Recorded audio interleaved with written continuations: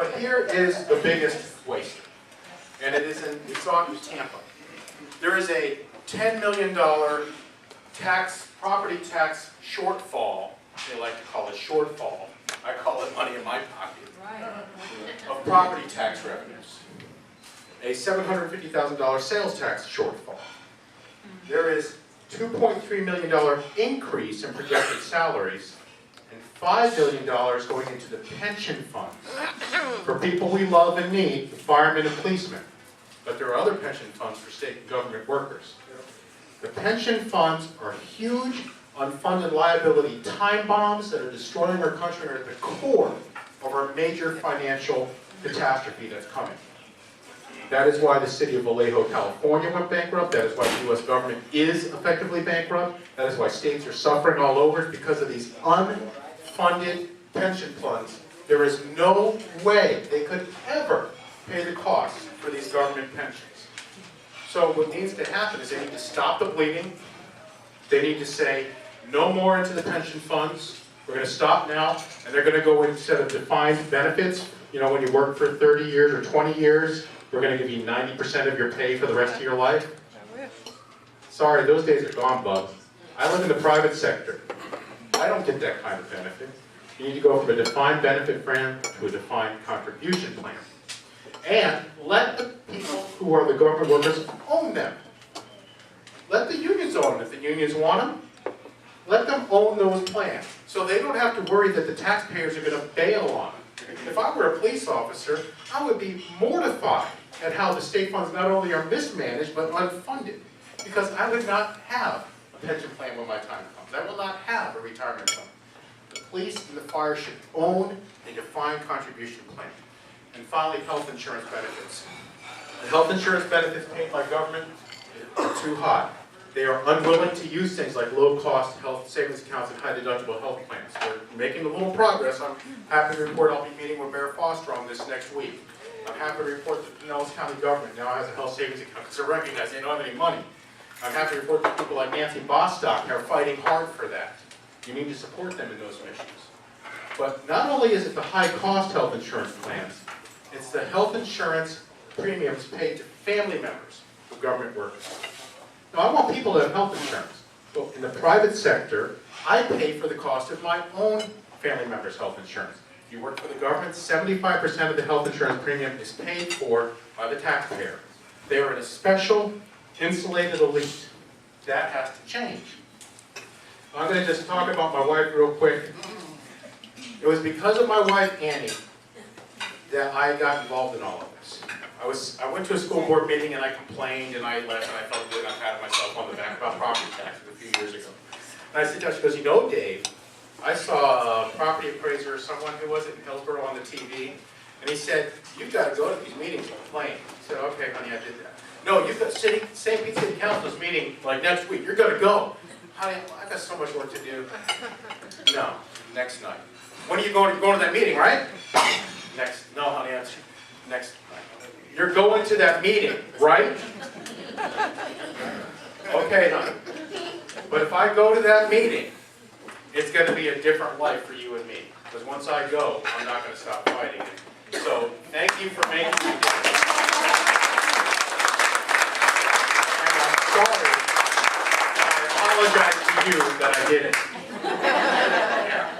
I'll close with this. This movement is so important that it has to be sustained. There's a lot of infighting that goes along between different groups. Just remember, our goal is liberty for individuals, and you can get over that. There's a lot of concern that volunteer movements burn out.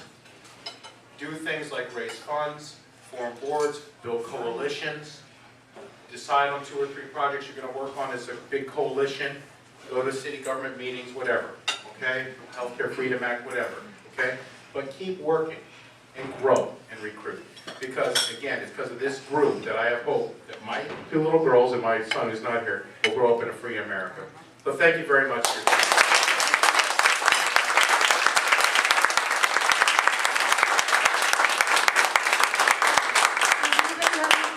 Dr. McKalip, do you mind, do you have a little bit of time? Sure. He can't stay for our whole meeting, you know, he's a very busy man, but does anybody have any questions for Dr. McKalip? Well, again, I want to thank you for taking the time after a whole day's work. Yeah. Something that no one can ever imagine what you've dedicated to becoming a doctor. That we appreciate it, and that my only concern is I've been stamping now since Clinton got me from shopping, stopping from shopping and trying to be in a political activist.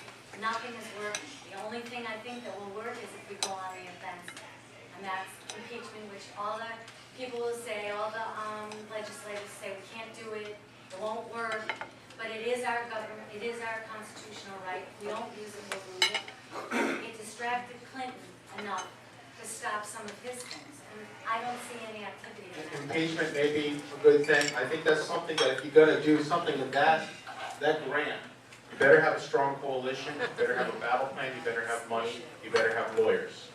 Okay? If you can get there, great. But remember, there's lots of other great missions you can do that may not be as grand. Yes? I'm not sure how to do this. I can't believe that this organization should be pushing their own candidate. Now, I'm not so sure if I like to see it.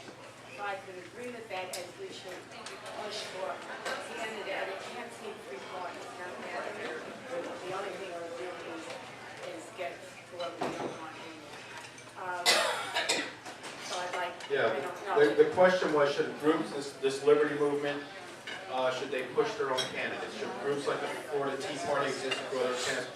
There's many. That we push a candidate in order to make Any party. to, yeah, who believes in what we believe in. Well, I tell you what, it's the people in elected office that have gotten us to where we are, and you have to get people elected into positions if you want to put government on its knees again. So absolutely, electing the right people is critical. How you do it, that's a subject for debate. Now, it's my personal opinion that anyone, any group can put their candidate up and anyone should run. But at some point, you assess your effect on the general direction of where government is going. So like if there was like Scott Brown, even though I don't think he's perfect, I think he's gotten in there. But it would not be appropriate for someone to take away all his votes so that the other person wants to move us in the other direction for bigger government. So at some point, if someone's like 2 to 3%, and that's that critical thing, like that was a Shava Fava, whatever her race was in New York, at some point someone's got to step back and say, I recognize this candidate will move us in this direction instead of that direction. But it's the process of working for candidates that makes people move in the right direction.